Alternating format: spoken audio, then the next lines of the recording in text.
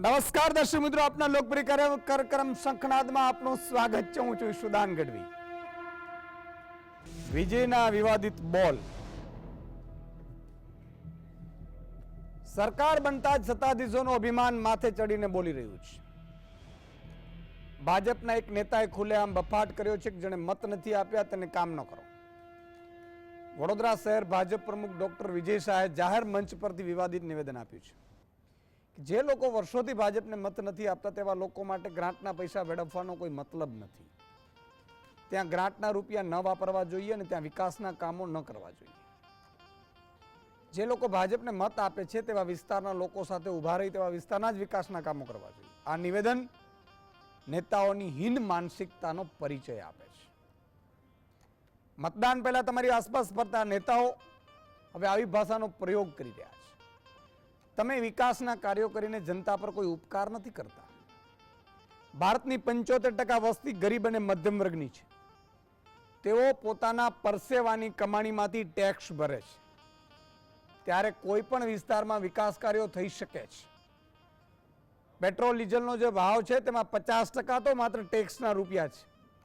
એક વ્યક્તિ 100 રૂપિયાનું પેટ્રોલ ભરાવે છે, તેમાં 50 રૂપિયા ટેક્સ ચૂકવે છે. જુલાઈ 2017માં જીએસટી લાગુ કરવામાં આવ્યું ત્યારથી અનાજ, કઠોળ, દૂધ, દહીં, છાશ જેવી પાયાની ગણાતી વસ્તુઓ ઉપર જીએસટી લાગે છે. એપ્રિલ 2023માં સરકારને જીએસટીમાંથી થતી આવક 2 લાખ કરોડને પાર થઈ છે. એકલા ગુજરાતને જીએસટીમાંથી 13,300 કરોડની આવક થઈ છે. આ આવક દરેક પ્રામાણિક માણસના ખિસ્સામાંથી જતો ટેક્સ છે. નોકરિયાત વર્ગને પણ કમાવાની સાથે ટેક્સમાંથી છુટકારો કેવી રીતે મળશે તેની ચિંતા વધુ હોય છે. વિકાસ કાર્યોના બણગા ફૂંકતા આ જ નેતાઓએ કેટલા કામ કર્યા છે તેની પોલ એડીઆરના રિપોર્ટ જ ખોલી દે છે.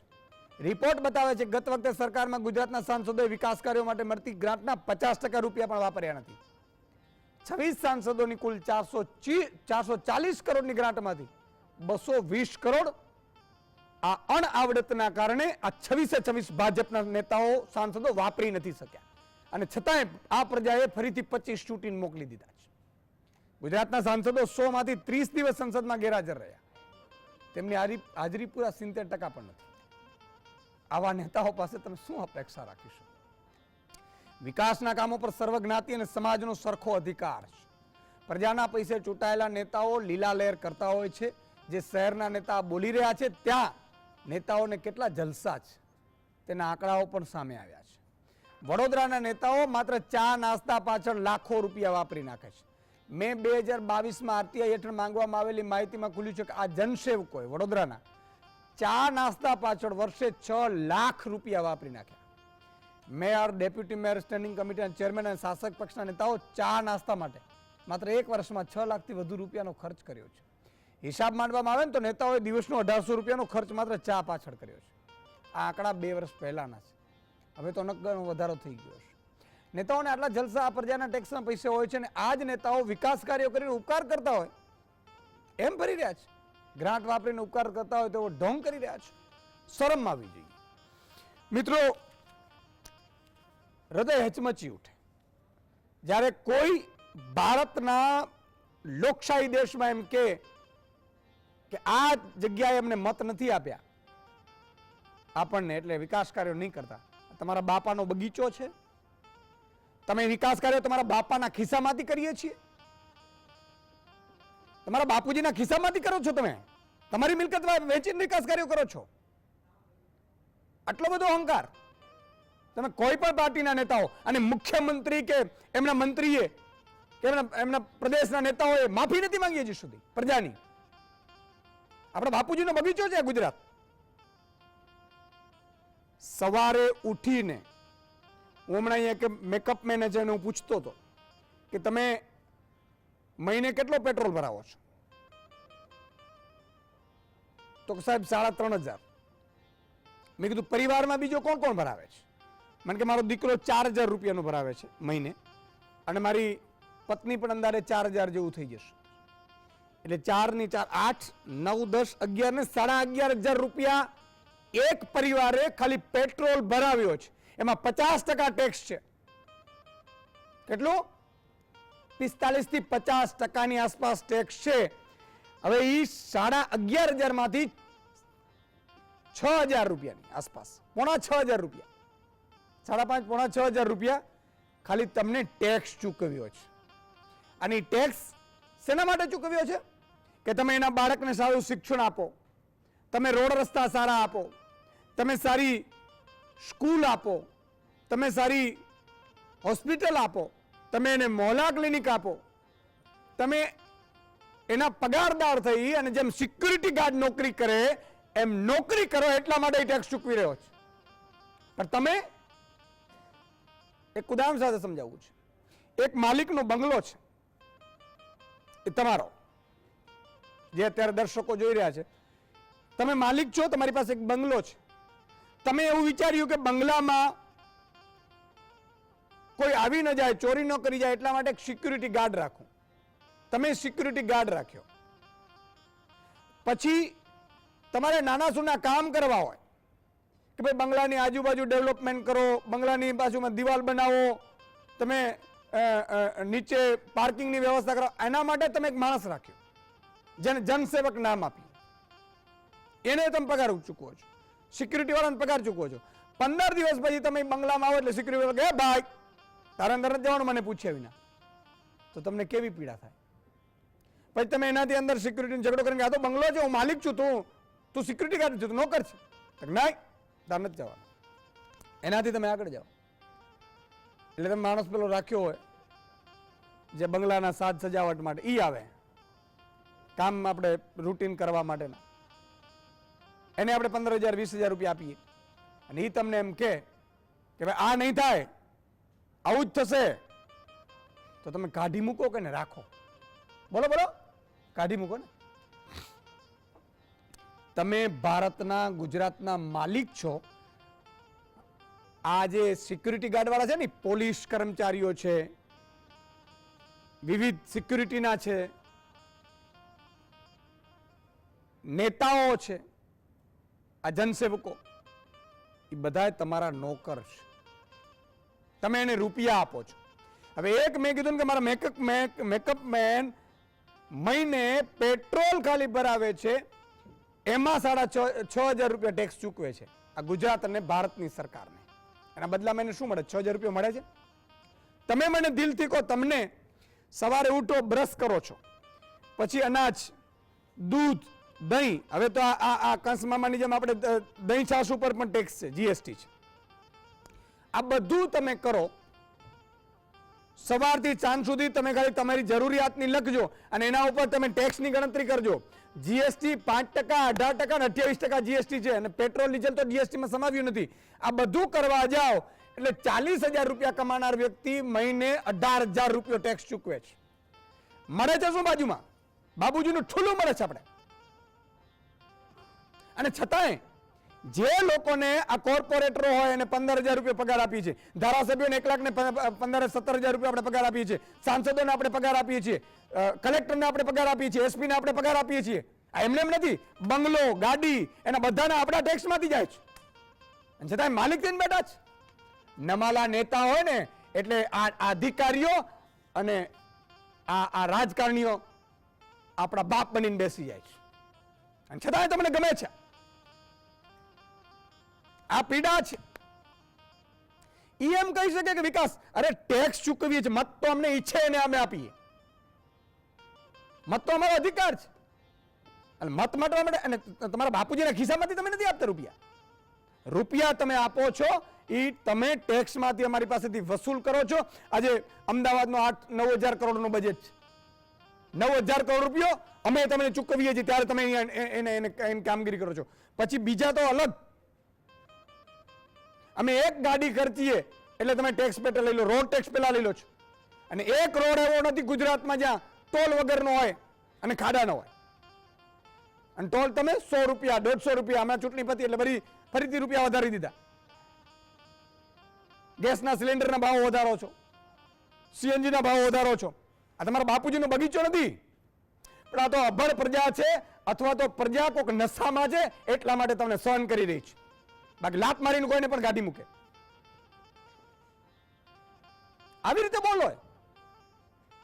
અને જુઓ તમે અગ્નિકાંડમાં આટલા પૂંજાઈ ગયા, તમને એની એની એની અફસોસ નથી, પીડા નથી થઈ, પણ એક સીટ હારી જાવ એની પીડા થાય તમને. ગજબ છો તમે, બહુ ગજબ કહેવાય. તમને ઈશ્વરનો ડર નથી. અયોધ્યા વાસીઓ વિરુદ્ધ પણ નિવેદનો તમે ચાલુ કરી દીધા. ભગવાન રામની જન્મભૂમિ અયોધ્યા, તમને મત ન આપ્યા એટલે એ સનાતની જો ભાજપના હોય તો જ હિન્દુ, બાકી નહીં. આ માનસિકતા એટલા માટે બદલવી જરૂરી છે કે આ ટેક્સ ચૂકવીએ છીએ. અને તમે કેટલી સ્કૂલ સારી છે. અત્યારે જ્ઞાન સહાયકોનો એક વિડીયો તમે જુઓ. આ આતંકવાદીઓ, તમે ડ્રગ્સ પકડાતા નથી, તમે ડ્રગ્સના આરોપીઓ નથી પકડાતા ભાઈ. ધીમંતભાઈ, ડ્રગ્સ ચાલુ બિનવારસી મળે છે. કેમ ભાઈ બિનવારસી ડ્રગ્સ મળે છે? બિનવારસી ડ્રગ્સ મળે આપણે કઈ? બિનવારસી મળે, દર વખતે મળે. એનો મતલબ જો કાંક આરોપીઓને તમે પકડી નથી શકતા, તમારી ઓકાત નથી, અને કાં આરોપીઓને તમે છોડી મૂકો છો. જેમ પોલીસ જાપ્તામાંથી ભુજમાં જે મુન્દ્રા પોર્ટ ઉપર જે 20,000 કરોડનો ડ્રગ્સ પકડાનો, એનો આરોપી ભાગી ગયો પોલીસ જાપ્તામાંથી. એ જ આરોપી કેમ ભાગે? તમે ડ્રગ્સ રોકી નથી શકતા. બેફામપણે ડ્રગ્સનું ચાલે છે. અત્યારે આજે અમદાવાદમાંથી હોસ્પિટલમાંથી એક વિદ્યાર્થી ડ્રગ્સ લેતો પકડાનો. ડ્રગ્સ બિનવારસી મળે છે. અગ્નિકાંડ તમે રોકી નથી શકતા, અને તમે એવા નિવેદનો કરો છો કે વિકાસના કામો તો અમને મત આપે અહીંયા જ થાય. તમારા જેટલા અહંકારી દુનિયામાં નહીં હોય. આ તમામ મુદ્દા ઉપર ચર્ચા કરવી છે, પણ વિડીયો આવ્યો છે પેલો, એક વિડીયો જોઈ લો. જ્ઞાન સહાયકોની ભરતી કરતા નથી, વારંવાર એને તારીખો આપે છે, વારંવાર. અને આતંકવાદીઓ સાથે વ્યવહાર નથી ને. મારી બહેનો દીકરીઓ જ્ઞાન સહાયકોની જે ભાવિ શિક્ષકો છે ને, એનો ખાલી વિડીયો જોઈ લ્યો. જે પણ હાફ વિન્ડોમાં વિડીયો ચલાવો, હે એક એને વિડીયો એક કાઢો જે જ્ઞાન સહાયકો વાળું જે ટીંગાટોળી કરીને લઈ જાય છે. તમે વિચાર કરો મિત્રો કે ગુજરાતનો જે પણ જે દીકરા દીકરી હશે ને, દીકરા દીકરી જેને પણ ઘરમાં, એ આ વિડીયો જોશે ને ટીંગાટોળીનો, એનો હૃદય દ્રવી ઉઠશે. જો એ સાચો મા બાપ હશે તો કોઈ પાર્ટીનો નહીં હોય તો આમાં હું છે, પાર્ટીના પાસે થઈ જાય, તકલીફ પડે. હું તો આ પાર્ટીમાં મારાથી ન બોલાય, અરે શરમ આવી જાય.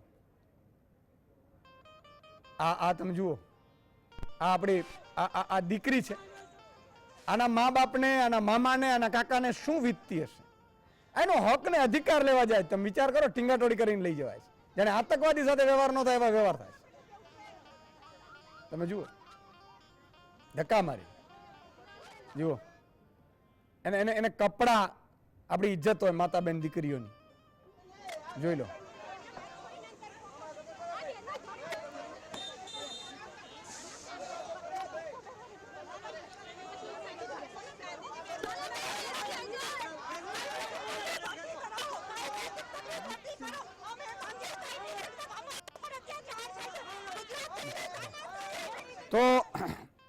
તો મિત્રો, જે રીતે આ નિવેદન છે એ મામલે આપણે ચર્ચા આગળ વધારીશું. એ પહેલા હું સવાલ લઈ લઉં, અને મહાનુભાવ આપણી સાથે જોડાઈ ગયા છે. સવાલ લઈ લઉં. ઈસબગુલના વેપારનું સૌથી મોટું કેન્દ્ર કયું છે? એ વલસાડ, બી હિંમતનગર, સી હાપા, ડી ઊંઝા. તમારો જવાબ અમને વોટ્સઅપ કરો 7016311312 નંબર પર. તમારું નામ અને ગામનું નામ ખાસ લખું 7016311312 નંબર પર. ફટાફટ છેલ્લે 5 નામ બોલીશ. અને 4 મહાનુભાવ આપણી સાથે જોડાયા છે આ મુદ્દે. ડોક્ટર ધીમંતભાઈ પુરોહિત છે, સિનિયર પત્રકાર છે. ડોક્ટર હરિભાઈ દેસાઈ છે, રાજકીય વિશ્લેષક છે. કે આર કોષ્ટીજી વકીલ છે, અને પલ્લવીબેન આચાર્ય અર્થશાસ્ત્રી છે. 4 મહાનુભાવોનું ખૂબ ખૂબ સ્વાગત છે. હરિભાઈ, તમારાથી શરૂઆત કરીશ કે હવે નેતાઓ એવું કહેતા થઈ ગયા છે કે મત આપે એના જ વિકાસ કાર્યો કરો. એટલે આપણે મત માટે થઈ અને વિકાસ કાર્યો માટે મત આપતા હોઈએ છીએ કે પછી આપણો ટેક્સ છે એ ટેક્સ આપણે પહેલેથી ચૂકવી દીધો હોય છે. સવારથી ઉઠીને સાંજ સુધી આપણે ટેક્સ ભરીએ છીએ. એના નામે એ બંગલા રાખે. મેયર હોય તો મેયરનો બંગલો. સુરતમાં તો મેયર શ્રી હતા, 5 કરોડનો ખર્ચો કર્યો, તમને મને પૂછ્યું નહીં. મંત્રીઓ બંગલા રાખે, ગાડીઓ રાખે, સિક્યુરિટી ગાર્ડ રાખે. આ બધી વ્યવસ્થાઓ એમને ફ્રીમાં આપીએ. આપણે કલેક્ટરને ફ્રીમાં આપીએ, એસપી ને ફ્રીમાં આપીએ, રેન્જ આઈજી ને ફ્રીમાં આપીએ, ડીઆઈજી ને બધાને બંગલાઓથી માંડીને બધું ફ્રીમાં આપીએ. અને છતાંય વિકાસ કાર્યો કરવા હોય તો મત હોય તો થાય, બાકી ન થાય. કઈ રીતે આને મૂલવો છો હરિભાઈ?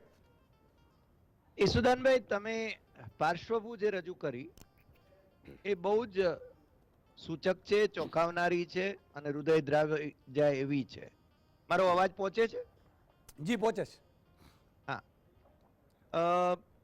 મને લાગે છે ત્યાં સુધી આરએસએસ ના સરસંઘચાલકજી ડોક્ટર મોહનજી ભાગવતે જે નિવેદન કર્યું એ નિવેદન ભલે મોડે મોડે કર્યું એમણે, કારણ કે અલ્ટિમેટલી તો blood is thicker than water. એટલે નરેન્દ્ર મોદી એ સંઘના પ્રચારક રહ્યા એટલે હારી જાય એવું તો એ ન ઈચ્છે, પણ એમના ઘમંડ વિશે એમણે જરૂર વાત કરી. અને એના પછી ઇન્દ્રેશ કુમારે પણ જે વાત કરી એ આપણે જોઈ શકીએ છીએ. આ એટલા તોરમાં આવી ગયા છે ભારતીય જનતા પાર્ટી વાળા કે they have taken us for granted. આપણે બધા જે ટેક્સ ભરીએ છીએ એ ટેક્સમાંથી એમનો પગાર થાય છે, એમની સાહેબી થાય છે. મોદીની 8,000 કરોડના પ્લેનની રકમ એ આપણા બધાના કરવેરામાંથી જાય છે.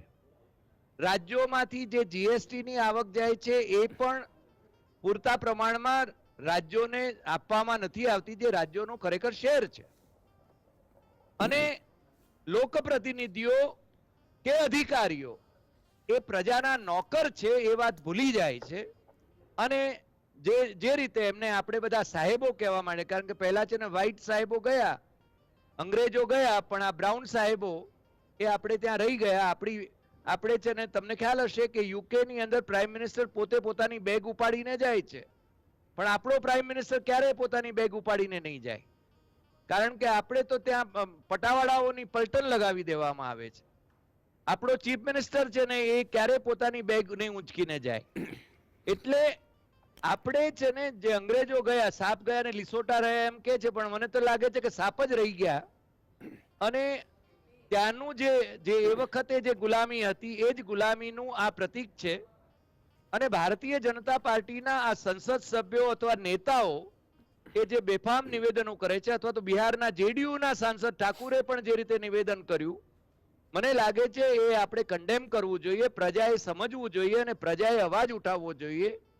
પણ મુશ્કેલી એ છે કે આપણી પ્રજા એ મૂક પ્રેક્ષક બનીને જોયા કરે છે. એમાં વિશેષતઃ ગુજરાતીઓ પોતાના લાભની ચિંતા કરે છે.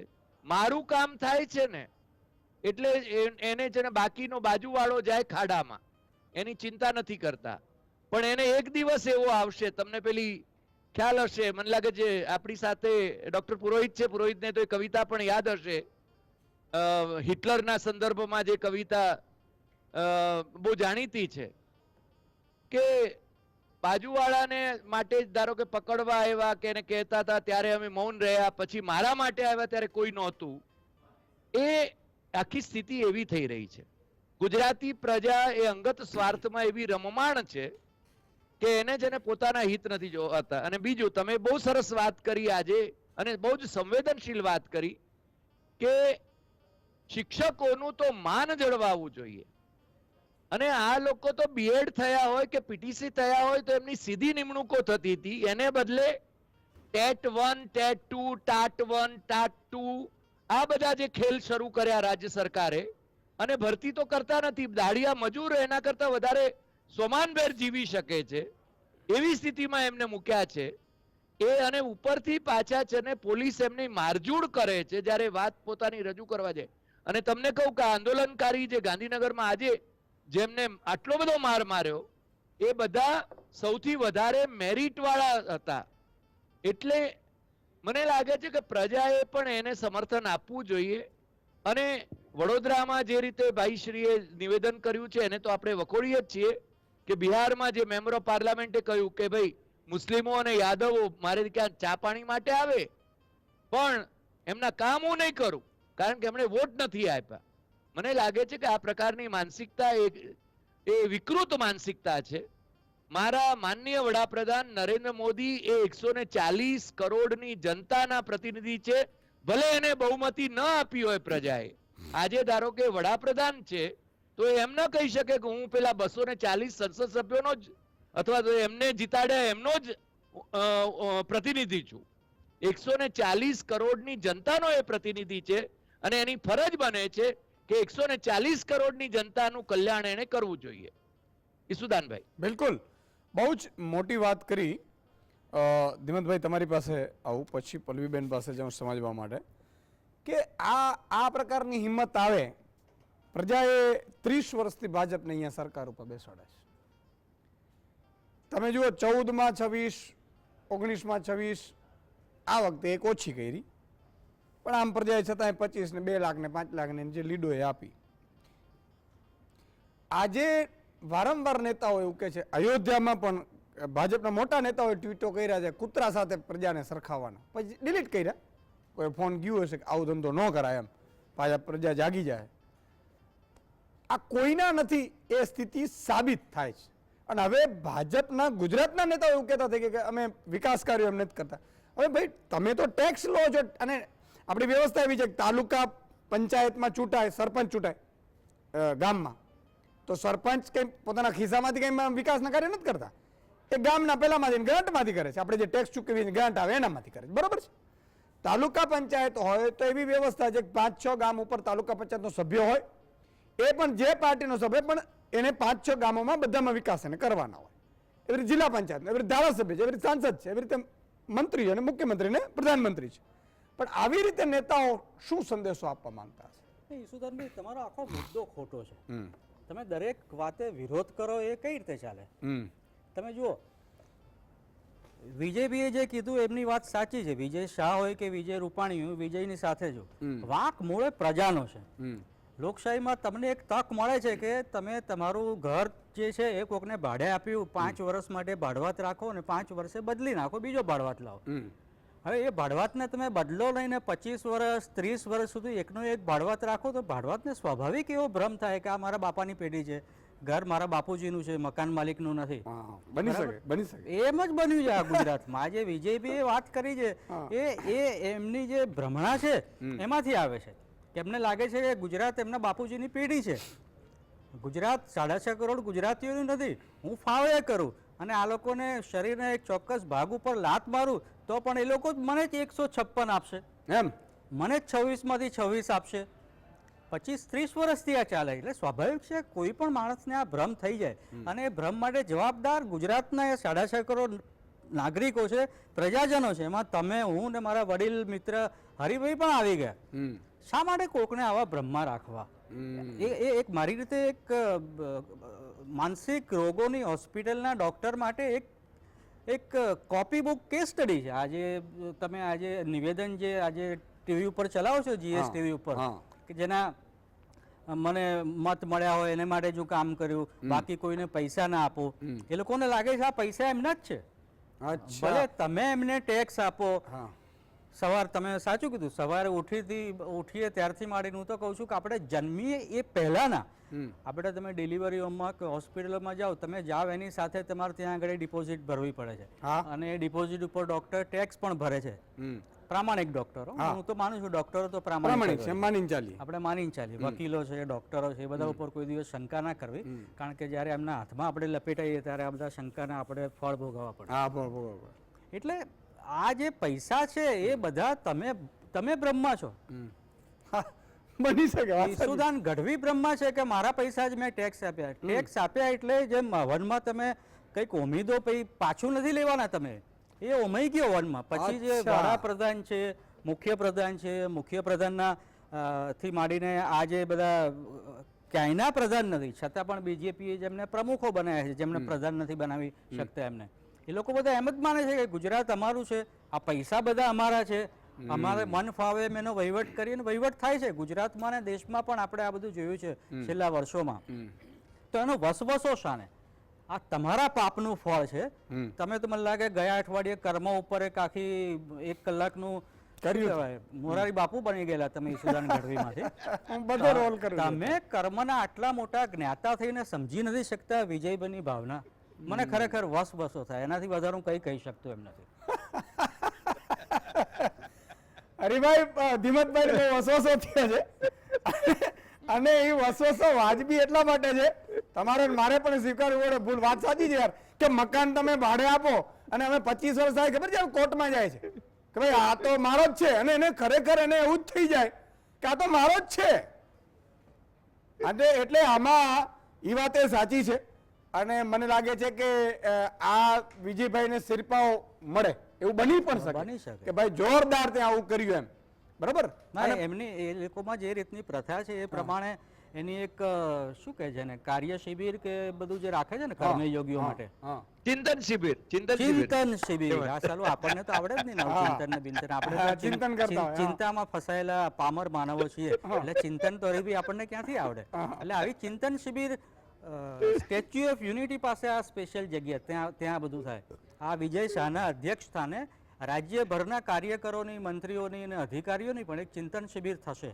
એમાં વિજય બી બધાને સમજાવશે કઈ રીતે એમનું જે આ મોડેલ છે, વડોદરા મોડેલ, ગુજરાત મોડેલનું સબ મોડેલ વડોદરા મોડેલ છે, એ વડોદરા મોડેલનો અમલ જિલ્લે જિલ્લે, શહેર શહેર ને ગામડે ગામડે કઈ રીતે કરી શકાય. વાહ, પણ અદ્ભુત વાત છે. નીટ ગુજરાતમાં એના પડઘા પડે, આટલા લાખો વિદ્યાર્થીઓ, અહીંયા પેપર ફૂટે, નોકરીઓ ન મળે, રસ્તા ઉપર ઉતરવું પડે, અને છતાંય બ્રહ્મજ્ઞાન, તમારી વાત સાચી છે કે પ્રજાને ક્યાંક ખબર નહીં કેમ મોહિત એટલે એક સંમોહન વિદ્યા આવે છે. એ વિદ્યાની બહુ મને ખબર નથી, એટલે હું નહીં કહું, કર્મના સિદ્ધાંત તો હું કહું છું, પણ આ એક શું છે એ વાત પણ એક મુદ્દાની છે. એક નાનકડો વિરામનો સમય થયો છે. વિરામ બાદ દર્શક મિત્રો તમને પણ જોડીશું, મહાનુભાવો પાસે પણ જાણીશું, સમજવાની કોશિશ પણ કરીશું. કારણ કે આ એટલા માટે આવા મુદ્દાઓ લેવા પડે છે કે કેમ આવું થઈ રહ્યું છે. અને 30 વર્ષ સુધી સ્વાભાવિક છે, ધીમંતભાઈને પણ તમે મુખ્યમંત્રી બનાવો ને તો એમને પણ ઈ ભ્રમ થઈ જાય કે મને થઈ જાય અને હરિભાઈને થઈ જાય કે હારું આ તો આપણી બાપાની પેઢી છે, યાર આ તો આમાં કઈ તમે ભાગ ન પડાવી શકો એમ. એટલે નાનકડા વિરામ બાદ આવીએ છીએ, ક્યાં જતા નહીં.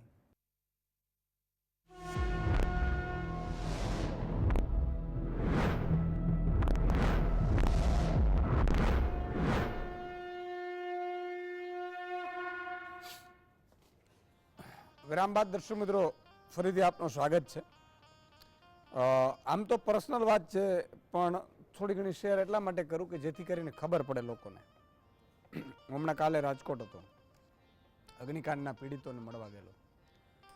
મેં એક પ્રદીપભાઈ કરીને છે પદુબા, એમના ઘરે, જેમનો ફૂલ જેવો બાળક, અને એમના પણ સાઢુભાઈના અને બધા ભેગા થઈ 4 પરિવાર, 4 લોકો. હવે એને જિંદગીમાં હવે એની પાસે રહ્યું નથી કાંઈ, ઈશ્વરે ખૂબ આપ્યું. એની સામે જ વિજયભાઈ રૂપાણીનું ઘર છે, સામે એમ ખાલી 10 ફૂટનું.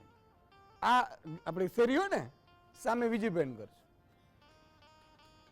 કહેવાનું એટલું જ છે કે પાડોશી તરીકે પણ જો આપણે સારી ફરજ બજાવત ને, એના ગેમ ઝોનો બંધ રાખાવત ને, તો આજે ભૂલકાઓ, તમે તો મુખ્યમંત્રી રહી ચૂક્યા છે, બધા મારા મિત્રો છે, પણ તારી પાસે નથી પ્રધાન, તને કોણ સમજાવે? હમણાં પીડા ખૂબ થાય. આજે 2 દિવસ પહેલા હર્ષ સંઘવીનો મેં, એ મારા મિત્ર છે ધીમતભાઈ, હરિકાકાએ પણ જોયું હશે કે એમણે એવું કીધું, સૂચના આપી કે ટ્રાફિકમાં રોંગ સાઈડ આવે ને લાયસન્સ રદ કરી નાખો, એમ ફટાફટ રદ કરી નાખો. રોંગ સાઈડ કઈ રીતે આવી શકે? ટ્રાફિકના નિયમોનો ભંગ કોણ કરી શકે? તમારા લાયસન્સ કોણ રદ કરશે? અગ્નિકાંડ થાય, ડ્રગ્સ પકડાય, પણ ડ્રગ્સ વેચનારા ન પકડાય, ડ્રગ્સ લેનારા ન પકડાય, ડ્રગ્સ આવે એ માણસો ભાગી જાય. તમે કોઈ કાંડ રોકી ન શકો, ચમરબંધી પકડી ન શકો, સજા ન અપાવી શકો, ન્યાય ન અપાવી શકો ને એને કેસેટ તમે વાપરો, આમાં કરી નાખ્યું, તેમ કરી નાખ્યું, તમારા લાયસન્સ કોણ રદ કરશે? પીડા તો બહુ છે. પ્રજા ઉપર જેટલું આવે એટલું થોપી બેસાડવાનો. તમે જુઓ 5 વાગે પોલીસોને ઉઘરાણા કરવા માટે કહી દે કે ભાઈ લાઈનમાં ઉભા રહી જાઓ, દરેક જગ્યાએ હું તો ઉભો રહું જોઉં એટલે પછી તરત જ સંતાઈને વહી જાય. મેં શું કરો છો? મને કે ના ના ના સર, આ તો ખાલી રૂટીન ચેકિંગ છે. રૂટીન ચેકિંગ નથી, દર મહિનાનું ટાર્ગેટ હોય છે કઈ રીતે બૂચ મારવી. અને ટાર્ગેટો પહોંચતા હોય છે ઉપર સુધી. મેં સાંભળ્યું છે, મને બીજી ખબર નથી, સાંભળ્યું છે, આંખમાં જોયું નથી, આંખોએ જોયું નથી, પણ કાને સાંભળ્યું છે, જે મારી ભાઈ કીધું. તો તમે ઈ કરો છો એમાં તમને કાંઈ પીડા નથી થતી, એમાં તકલીફ નથી થતી તમને? કેમ પોલીસને લાયસન્સો ચેક કરવા, રોડ ચેક કરવા, એમાં બધામાં ટાઈમ મળી જાય છે? કોઈ દીકરીઓ ભાગી જાય છે એમાં ટાઈમ મળે છે ખરા? હમણાં એક દીકરી મારા વિસ્તારમાંથી, મારા કોન્સ્ટિટ્યુન્સીમાંથી દીકરીને ભગાડી લઈ ગયા બિહારમાં. મારે ન કહેવું જોઈએ, હું કહું છું. મેં એસપીને ફોન કર્યો, સાહેબ 1 મહિનો થઈ ગયો, કોઈ પતો નતો. મારે લોકેશન શોધીને આપવું પડ્યું કે આ ભાઈ પંજાબમાં અહીંયા છે. તમે વિચાર કરો, એ કામ કરે છે. શું તમે કામ કરો છો યાર? શેના માટે કરો છો? તમારાથી નોકરીઓ ન થતી હોય તો મૂકી દેતા હોય તો કોણ તમને કહે છે?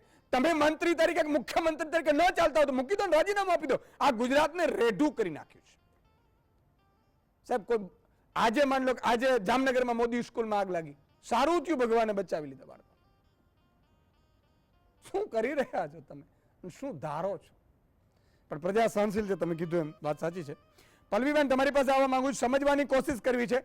સવારથી સાંજ સુધી કેટલો રૂપિયાના ટેક્સ આપતા હશે મહિનામાં?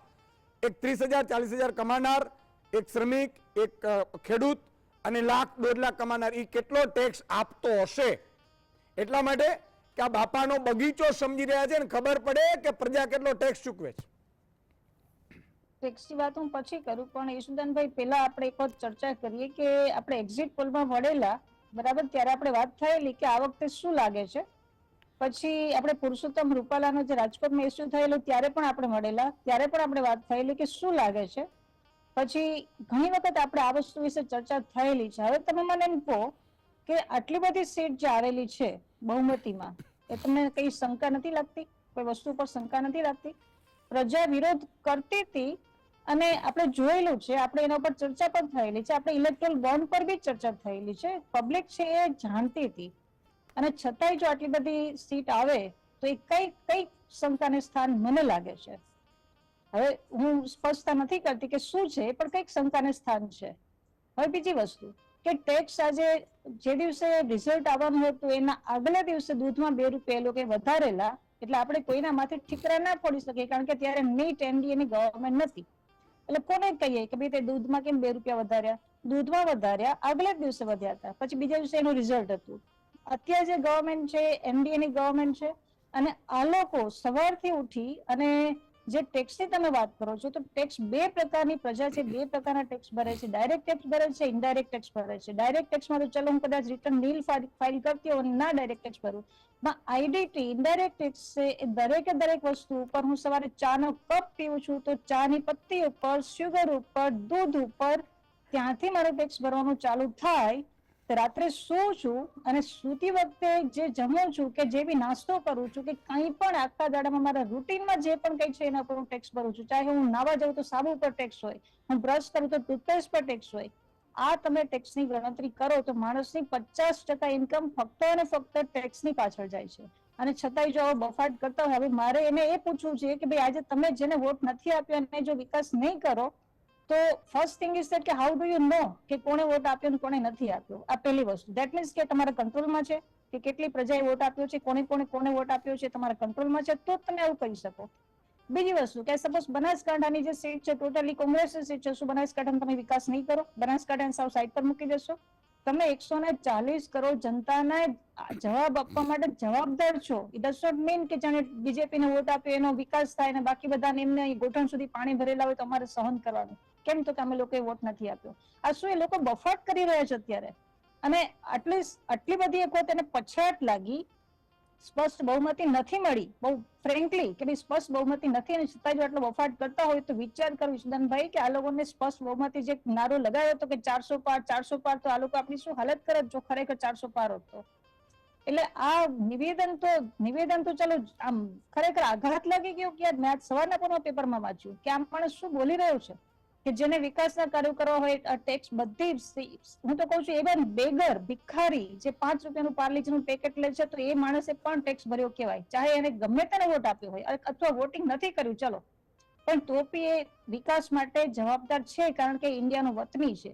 આજે તમે બધી જગ્યાએ અમારી પાસે ટેક્સ લો, અલગ ટેક્સ લો છો, જીએસટી લો છો, પ્લસ અલગથી ટેક્સ લો છો, વેલ્થ ટેક્સ ચલો આપણે અહીંયા નાબૂદ થઈ ગયો, પણ બીજા બધા જે એક્સાઇઝ છે કે કસ્ટમ છે કે there are so many types of tax. હા, પ્રોફેશનલ ટેક્સ કાપે છે, પ્રોફેશનલ ટેક્સ, પછી ટીડીએસ કપાઈને આવે છે. ટીડીએસ તો કે એડવાન્સ ટેક્સ. શું કામ ભાઈ?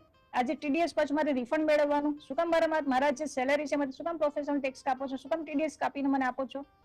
જો મારે બધી રીતે તમે દરેકે દરેક જગ્યાએથી ટેક્સ લો અને પછી જો એ બફાટ કરો કે જેણે વોટ નથી આપ્યો એના માટે થઈને એમ કે અમે લોકો એનો વિકાસ કાર્ય નહીં કરીએ, તો આ બોલવામાં એને કોઈ અધિકાર નથી. પણ પ્રજા જાગૃત છે, પણ આમાં હવે મને એવું કંઈક લાગી રહ્યું છે કે આ કંઈક રીઝન, જે બહુમતી થઈ છે, આટલી બધી સીટ આવી છે, 25 સીટ આવી છે, એ રીઝન કંઈક બીજું છે. નહીતર આટલી બધી સીટમાં આપણે એક્ઝિટ પોલમાં વાત થયેલી કે એટલીસ્ટ 4 થી 5 સીટની મારી ગણતરી હતી કે કોંગ્રેસના આ વખતે જશે કે બીજા કોઈને જશે, XYZ ને જશે, પણ બીજેપીની 4 થી 5 સીટ ઘટવી જોઈએ, એની બદલે એક જ સીટ ઘટી છે. ઓકે, આટલા બધા ઇસ્યુ થયેલા તો પ્રજા કેમ જાગૃત ના થાય? તમને એવું ડાઉટ લાગે છે પ્રજા ઉપર કે પ્રજા જાગૃત નથી? પ્રજા જાગૃત છે, પણ રીઝન ઇઝ ડિફરન્ટ. ઓકે. કોષ્ટીજી તમારી પાસે આવું કે યાર કોષ્ટીજી છે, પણ એ પહેલા એક દયારામભાઈ મોરબીથી જોડાય છે, દર્શક મિત્ર લઈ લો. જી દયારામભાઈ. નમસ્કાર ઈશુદાનભાઈ. નમસ્કાર. હા, હરિકાકા તમને નમસ્કાર. નમસ્કાર. ધીમંતભાઈ તમને પણ નમસ્કાર. નમસ્તે. હરિકાકા. બધા કે છે બોલે છે બધા.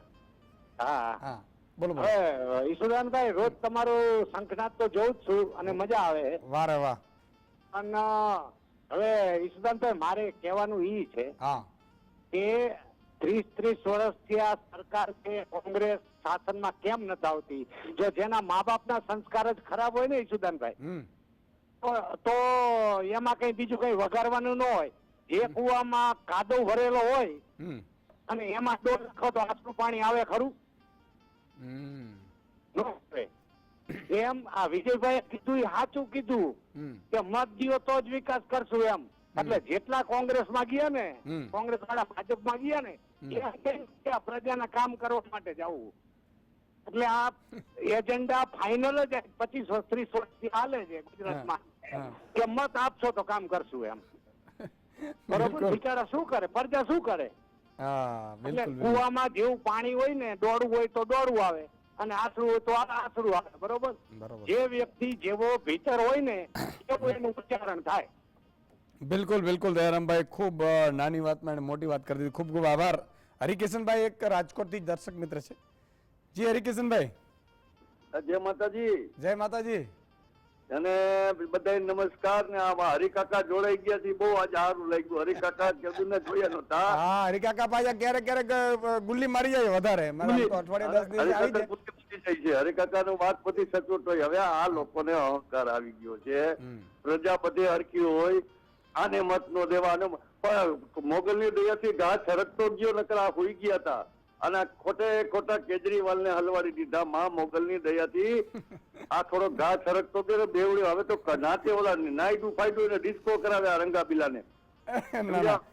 એવા શબ્દ નહીં વાપર્યા પેલા ઉપર.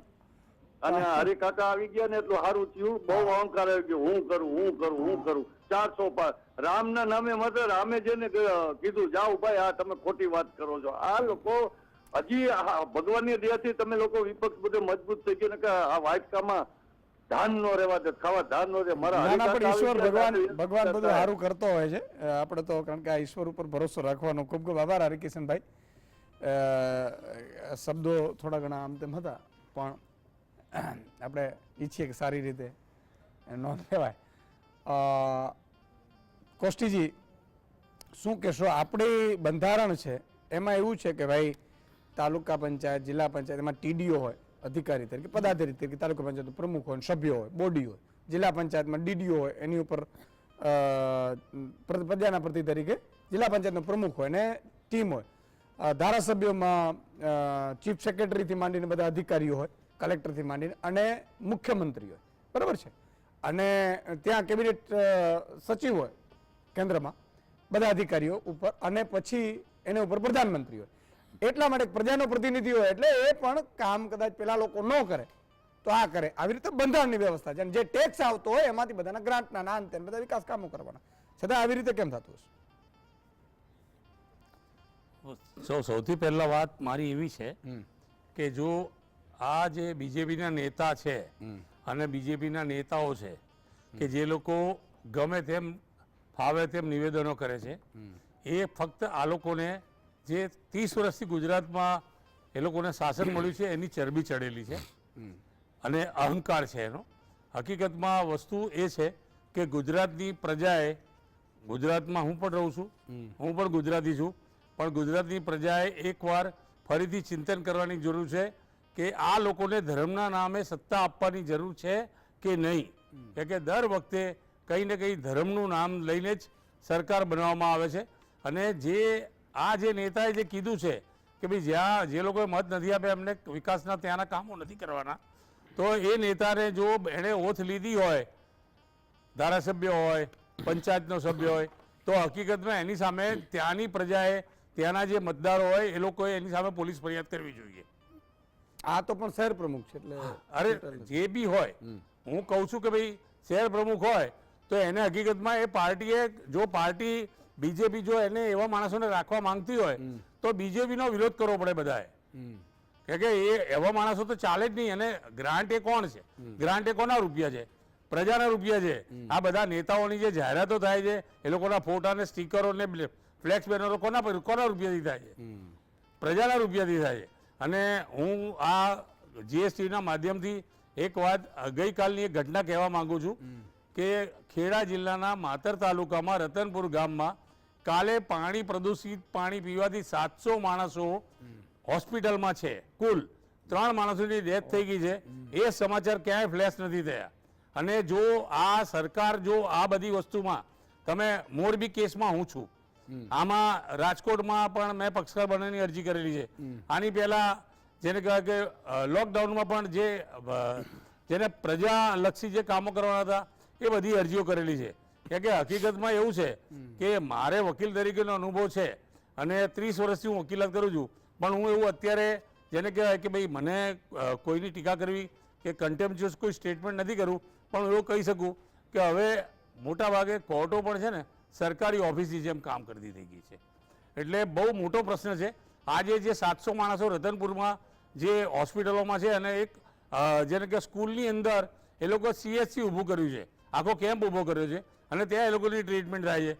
સરકાર આ બાબતે કેમ નથી જવાબદારી લેતી? કેમ આ કંઈ નથી આવતું મીડિયામાં? અરે આ બધી વસ્તુ છે, તમારે વહીવટ ના કરતો આવડતો હોય તો મૂકી દો. અને એ જે ગામમાં બનાવ બન્યો છે ત્યાં કોઈ સરપંચ ચૂંટાયેલો નથી, ત્યાં અત્યારે ઇલેક્શન બાકી છે. તમે વિચારો કે આ જે પ્રજાના જે લગતા ઇસ્યુ છે, પ્રજાના રૂપિયાથી આ લોકોને જલસા કરવા છે અને પ્રજાનું કામ નથી કરવું, પ્રજાની જરૂરિયાતો છે પૂરી નથી કરી, તો તમે ગવર્નન્સ શું આપો છો? આ લોકોને ગવર્નન્સ કઈ રીતે આપશો તમે? બિલકુલ એ જ કહું છું, અગત્યનો મુદ્દો એ જ છે. હરિભાઈ, તમારી પાસે આવવા માંગીશ કે સમજવાની કોશિશ એ કરવી છે દર્શકોએ પણ. આમ તો તમારા ચાહકોએ વધતા જાય છે પાછા, તમારે હવે સંખણાતમાં છે ને ડોક્યુ મારતું રહેવું તમારે ધીમતભાઈએ. એટલે હા, એટલે હું જે કહું છું એ છે કે માની લો આવું નિવેદન થાય ને કોઈ પગલાં ન લેવાય એટલે બીજાને એક એ પ્રોત્સાહન મળે. બીજી વસ્તુ એ છે કે ત્યાંની પ્રજા, જનતા અને ગુજરાતની જનતા એ શું વિચારતી હોય એમ તાળીઓ પાડતી હશે કે નાના વાત સાચી છે યાર, આવું જ હોવું જોઈએ, આમ તો ન જ ચાલે એમ. કારણ કે આપણે એ પણ એક આપણે જોયું છે કે જ્યાં સુધી આપણા ઘરમાં આગ ન લાગે ને ત્યાં સુધી આપણે જોતા રહીએ કે પાડોશી એ રહે કે લાગી ને એમ, પાડોશી તો પણ એવું કર્યું હશે. પછી જ્યારે આ નીટમાં એવું જ થયું. નીટમાં વાલીઓ મને કેટલાક ફોન કરતા હતા જે હાર્ડકોર ભાજપના હતા, ધીમંતભાઈ, કે જે લોકો ખેડૂતો આંદોલન કરતા હતા ત્યારે એવું કહેતા હતા કે ખાલિસ્તાની છે, મજાક ઉડાડતા હતા. જે બેરોજગાર યુવાનો કરતા હતા આંદોલન ત્યારે પ્રોબ્લેમ કરતા. હવે જ્યારે એના જ દીકરા દીકરીની નીટની એક્ઝામ લીક થઈ ત્યારે એ કહેતા હતા કે વાત સાચી છે સુદાનભાઈ, આ તો હદ કહેવાય એમ. એ હરિભાઈએ જે પેલી વાત કરી ને હા, હિટલરની કવિતા, હા, એના જેવી જ વાત છે. હા, એના જેવી છે. એટલે આમાં શું કહેવા માંગો છો? કઈ રીતે બ્રેન વોશ છે, અથવા તો હજી આ લાંબુ ચાલશે કે હવે પછી ગાડી બ્રેક લાગશે? નહીં ઈસુદાનભાઈ, મને લાગે છે કે આપણે બધા એક બાબતમાં સંમત છીએ કે ગુજરાતની પ્રજા એનું જાણે કે મગજ છે ને એ હેક કરી લેવામાં આવ્યું છે.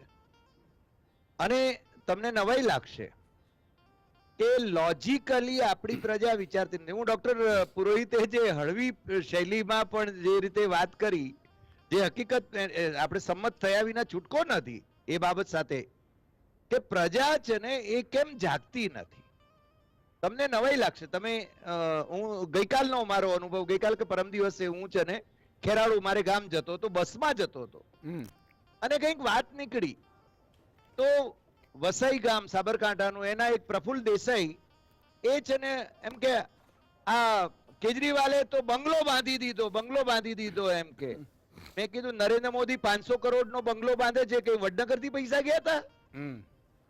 પ્રશ્ન આ છે કે આપણી પ્રજા લોજિકલી વિચારવા માંગતી નથી. એ છે ને એને અનુકૂળ જે એને પીરસવામાં આવે છે જે, અથવા તો એને છે ને ગ્રંથિ બાંધી દીધી છે. અને બીજું, તમે છે ને જ્યારે તથ્ય આધારિત વાત કરો ત્યારે તમે કોંગ્રેસી છો. મને તો નવાઈ લાગે છે.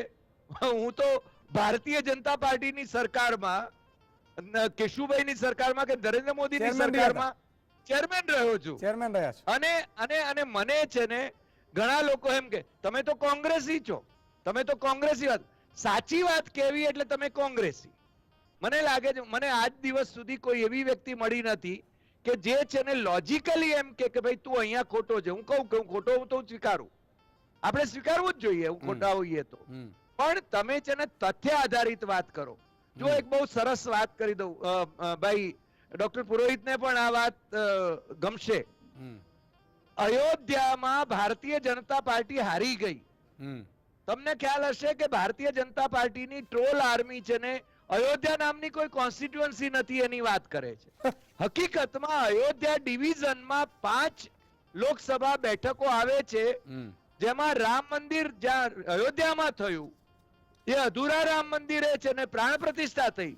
આપણા સનાતન ધર્મના સર્વોચ્ચ એવા શંકરાચાર્યોએ વિરોધ કરેલો કે ભાઈ અધૂરા મંદિરની પ્રાણ પ્રતિષ્ઠા ન થાય, પરંતુ માનનીય ને એવી અપેક્ષા હતી કે આને કારણે વોટ મળી જશે.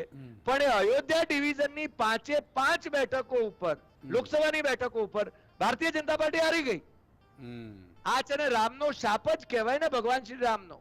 હું શાપમાં કે આપણે પાપ પુણ્યમાં માનીએ કે ના માનીએ, પણ અયોધ્યા ડિવિઝન તો રહી ને, પણ આપણા કહેવાતા બુદ્ધિજીવીઓ પણ એ છે ને એમ કે અયોધ્યા નામની તો કોઈ કોન્સ્ટિટ્યુઅન્સી નથી. મને તો નવાઈ લાગે છે કે આપણા લોકો બુદ્ધિથી કેમ વિચારવા નથી માંગતા. ગુજરાતી પ્રજા પોતાના આર્થિક લાભની જ વાત વિચારે છે અથવા પોતાના હિતની જ વાત કેમ વિચારે છે એ જ મને સમજાતું. હું તો મુંબઈમાં 25 વર્ષ રહ્યો છું. મહારાષ્ટ્રની પ્રજામાં તો તમને નવાઈ લાગશે કે એક જ મંચ ઉપરથી કોંગ્રેસનો માણસ, બીજેપીનો માણસ, આરએસએસનો માણસ, સમાજવાદી માણસ એ પોતાનો મત વ્યક્ત કરી શકે છે. મુંબઈ મરાઠી પત્રકાર સંઘના મંચ ઉપરથી અમે અનેક વાર આ જોયું છે, પણ ગુજરાતમાં મને આજ દિવસ સુધી આવો એક પણ પ્રસંગ જોવા નથી મળતો. If you are not with me, you are against me, એવી એક માનસિક. બહુ સાચી વાત છે. આ મેં પણ જાતે અનુભવ કર્યું છે. ક્યારેક આમ તો અંગત મિત્રો હોય તો એ શું કે, આ તો અહીંયા પોલિટિકલ વાત નથી કરી, પણ છતાંય એવું કે ઈસુદાનભાઈ ત્યાં ફોટો પડી જશે ને તો ત્યાં પાછા મને બોલો. તમે વિચાર કરો કેટલો ડર છે. એટલે ખેર, અને બીજા નંબરમાં જે તમે બ્રેન વોશ વાળી હું એટલા માટે કહું છું કે આ વોટ્સએપ યુનિવર્સિટી જે આખી ઊભી કરવામાં આવી છે કે એમાં સતત એવો મારો નાખવામાં, માન લો કે ખેડૂતોનું આંદોલન થયું ને તો લોકોમાં એમ થાય ખેડૂતો ઉપર લાઠીચાર્જ થાય છે, એટલે એક મેસેજ આવે બનાવેલો કે આ તો ખાલિસ્તાની છે. ધ્રુવ રાઠીને બિચારાને મુસલમાન પાકિસ્તાની કરી દીધું કે આ તો પાકિસ્તાની છે. ખેર, જે પાપ કરશે એ ભોગવશે હું માનું છું. પણ ધીમંતભાઈ સવાલ એ છે કે આ અત્યારે મેં થોડો ઘણો ડેટા કાઢ્યો છે કે એક પરિવારનું મહિનાનું લાઇટ બિલ 2000 રૂપિયા હોય ને તો તેમાં યુનિટ દીઠ 3 રૂપિયા અને 35 પૈસાનો ફ્યુલ સરચાર્જ ઉમેરાય છે. અને વેરો તો ખરો જ, સમજો ફ્યુલ સરચાર્જ 300 યુનિટ વીજળી વાપરો ને એટલે 1005 રૂપિયા ખાલી ફ્યુલ સરચાર્જ. આ શું છે કોને ખબર નથી. હા, ફ્યુલ સરચાર્જ ઉમેરવામાં આવે છે એટલે 50%થી વધુ તો આ થાય છે. તમે વિચાર કરો, એમાં પાછા યુનિટ વાળો હોય કે 50 થી 100 યુનિટ, 100 યુનિટ થી 200 યુનિટ, 200 યુનિટ થી 300 યુનિટ, એવી રીતે યુનિટ દીઠો એના પાછા ભાવ વધી જાય. રોજિંદા ખર્ચની વાત કરો તો 10 અને 15,000 રૂપિયા કમાતા માળી, વોચમેન કે ડ્રાઈવરના ઘરમાં 4 જણા પણ હોય ને તો ઘરનું ભાડું, ઇલેક્ટ્રિક બિલ, સંતાનોની ફી અને રોજિંદો ખર્ચ બાદ કરતા તો વધે શું? સામા ઘટે. આખો પરિવાર સિનેમા જોવા જાય અને 700-800 રૂપિયાની ટિકિટ વત્તા નાનો મોટો નાસ્તો થાય ને તો 1000 થી 1200 આપણે ખર્ચી નાખતા હોઈએ છીએ. એમાં પણ બહુ મોટો ટેક્સ હોય છે અને છતાંય આ સ્થિતિઓ છે. મેં એ પણ જોયું છે કે જેના દીકરા બિચારા આંદોલન કરતા લાઠી ખાતા હોય અને બાપ બિચારો પ્રચાર કરતો. આ એટલે સી હવે તમે ના, સાચી વાત છે સુદાનભાઈ તમારી. હરિભાઈએ જે વાત કરી હિટલરની કવિતાની, મને એની સામે એક આપણા મોહનદાસ કરમચંદ ગાંધી એમનું એક કોટેશન યાદ આવે છે. ગાંધીજી કહેતા ઘણી વખત કે મારામાં જો હાસ્યવૃત્તિ ના હોત તો હું ક્યારનો આપઘાત કરીને મરી ગયો હોત. મારામાં જો સેન્સ ઓફ હ્યુમર ના હોત તો હું મરી ગયો હોત. 1915માં ગાંધીજી આવ્યા ત્યારથી 1947 ને ગુજરી ગયા 48, ત્યાં સુધી દેશમાં એટલું બધું રાયતું ફેલાઈ ગયેલું ને કે ગાંધીજીને આવું લાગતું હતું કે હાસ્યવૃત્તિ વગર આ દેશમાં જીવી શકાય એમ નથી. વિચાર કરો, 48 પછી તો આ દેશમાં રાયતું કેટલું ફેલાયું એની કોઈ સીમા નથી, કોઈ હદ નથી. એટલે આપણે હાસ્યવૃત્તિ દાખવા સિવાય કોઈ છૂટકો નથી, નહીં તો ગાળા થઈ જઈએ, ગુજરી જઈએ, આપઘાત કરી નાખીને મરી જઈએ જો બહુ વિચારશીલ રહીએ ને તો. પણ તમે જે પરિસ્થિતિની વાત કરી એના મૂળમાં જઈએ તો મને લાગે છે કે આપણે ભલે આજે વિજયભાઈને વિલન બનાવીને ચર્ચા તમે ગોઠવી છે, પણ ખરેખર વિજયભાઈ એક ભોળા, પ્રામાણિક અને સજ્જન માણસ છે. તેમના મનમાં જે છે એ બહાર આવી ગયું, એમણે કહી દીધું. બાકી આ નરેન્દ્ર, આપણા નરેન્દ્રભાઈ કહીએ છીએ આપણે તો ને અહીંયા કે અમારા નરેન્દ્રભાઈ, આપણા નરેન્દ્રભાઈ, આપણા નરેન્દ્રભાઈ થી માંડીને આપણા મોહન ભાગવતજી થી માંડીને આખી જે એમનું સૈન્ય છે એ બધાની મનોવૃત્તિના દર્શન આ વિજય શાહના નિવેદનમાં થાય છે. એટલા માટે કે આ બીજા બધા જે છે વગર કહે આ જ કરે છે. અચ્છા, એટલે બિચારા કહી ગયા. આ ભોળો બિચારો માણસ કે કહી ગયો તમે એની ઉપર તડાપીટ કરો છો, વિલન બનાવીને કોષ્ટી ભાઈ એમને ધરપકડ કરવાની વાત કરે છે. ખરેખર એના કારણે તમને એક પેલું કહેવાય ને ખબર પડી કે આ આખિર મામલા ક્યાં હે. બરાબર, બાકી કરે છે તો એવી રીતે તમે છેલ્લા 25 વર્ષથી ગુજરાતમાં ને 10 વર્ષથી ભારતમાં જુઓ તો આ જ થાય છે બીજેપીના શાસનમાં કે જે ગેર બીજેપી વાળા રાજ્યો છે અથવા ગેર બીજેપી વાળા નેતાઓ છે એમના કોઈ કામ નહીં કરવા એવો અનરિટન લો છે અને એનું પાલન થાય. તમે ગેર બીજેપીની વાત જોવા તો હું તમને બહુ ઇન્ટરેસ્ટિંગ ઉદાહરણ આપું. નારાજ બીજેપી વાળા જે બીજેપીમાં છે છતાં બીજેપીના નથી ગણતા એવા કેટલાક નેતા, ઉદાહરણ તરીકે જયનારાયણ વ્યાસ, બરાબર, વર્ષો સુધી બીજેપીમાં રહ્યા બિચારા, હવે તો કોંગ્રેસમાં ગયા. ત્યાં કોંગ્રેસ વાળા જો કે એમને બહુ પોતાના નથી ગણતા, પણ બીજેપીમાં હતા ત્યારની વાત કરીએ તો એ આરોગ્ય પ્રધાન કક્ષાની વ્યક્તિ. એણે પોતાના પ્રદેશમાં સિદ્ધપુરમાં હોસ્પિટલ લોકોને મળી આવે, છેક અમદાવાદ સુધી લાંબા ના થવું પડે એટલા માટે ત્યાં આગળ કેન્સર હોસ્પિટલથી મળીને કેટલી બધી હોસ્પિટલની વ્યવસ્થા કરી, આડું તેડું બધું ભેગું કરીને બિલ્ડિંગ સુદ્ધા બંધાયા. પણ જયનારાયણ વ્યાસ આરોગ્ય પ્રધાન કક્ષાનો માણસ કેન્સર હોસ્પિટલમાં કેન્સરની સારવારના સાધનો ના મુકાઈ શક્યો. આજે ત્યાં આગળ 3 થી વધારે એવી હોસ્પિટલો છે જે મકાન આખા ખંડેર થઈ ગયા છે, અંદર કોઈ સાધનો નથી, દર્દીઓ નથી, ડોક્ટર હોવાનો તો સવાલ નથી આ રાજમાં. એટલે બીજેપી, જેને તમે કીધું ને કે તમે મારી સાથે નથી, મારી સામે છો તો મારા દુશ્મન છો, મારી સાથે નથી, એ પ્રકારની વ્યવસ્થા જે આ દેશમાં ઊભી થઈ છે, માનસિકતા ઊભી થઈ છે, એમાં સ્વાભાવિક વાત છે. જેમણે મને મત ના આપ્યા, પેલા બેન કે છે બહુ મોટા અર્થશાસ્ત્રી મને તો લાગે છે એમના ચહેરા ઉપરથી તો, કે એમને ખબર કઈ રીતે પડે કે કોણે આપણને મત ના આપ્યા.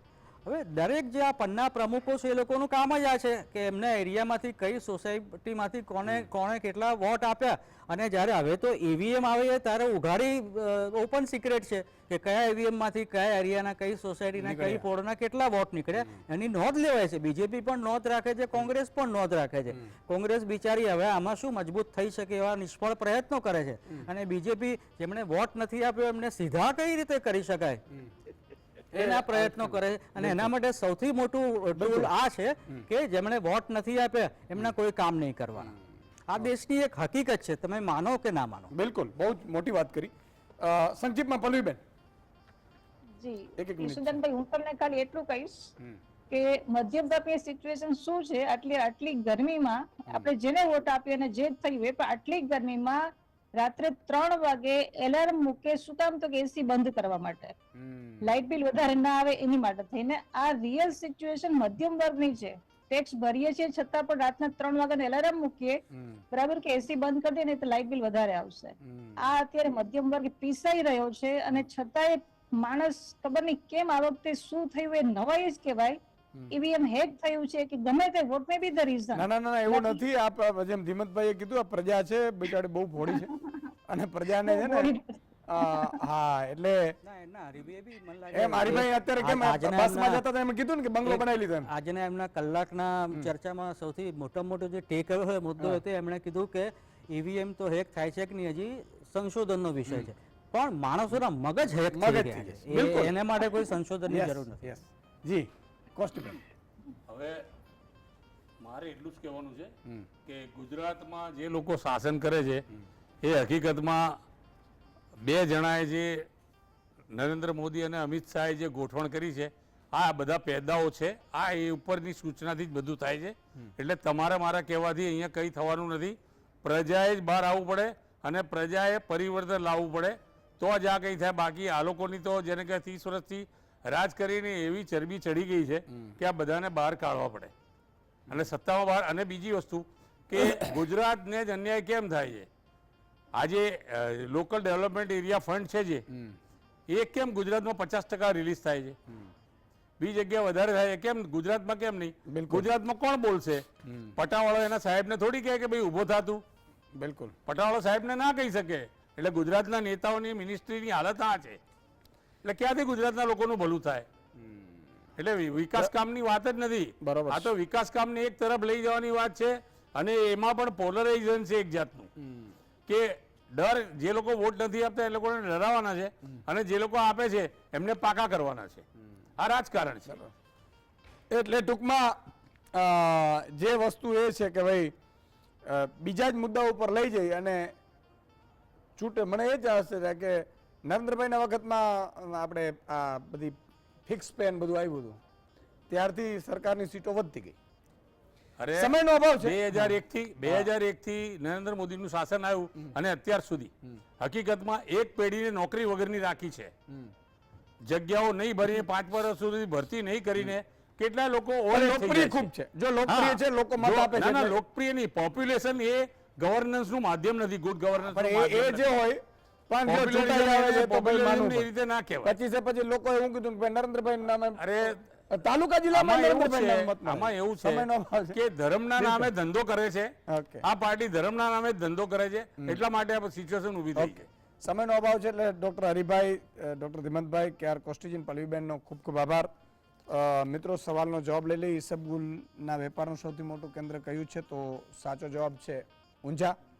અને 5 જે દર્શક મિત્રો સિલેક્ટ થયા છે: સંજય ઝાલા ભાટ ગાંધીનગરથી, ચંપાબેન ચાવડા બરવાડા, અશોકભાઈ પટેલ લપકામણ અમદાવાદ, સંસ્કૃતિબેન સુથાર પાટણ અને પ્રેમજીભાઈ ભાયાણી ચરખા ગામ અમરેલી. આજે બસ આટલું જ. ફરીથી આવતીકાલે મળીશું નવા મુદ્દા સાથે. અને અહીંયા આપણે પ્રયાસ કરીએ છીએ જાગૃતિનો, એટલે કોઈ પર્સનલી એ નથી, પણ સવાલ એ છે કે જાગૃતિ બહુ જરૂરી છે. અને સાચી હકીકત શું છે કે ભાઈ તમે કેટલું આપણે ટેક્સ ચૂકવીએ છીએ અને એની સામે વળતર શું મળવું જોઈએ, શું મળે છે. જય હિન્દ, જય ભારત.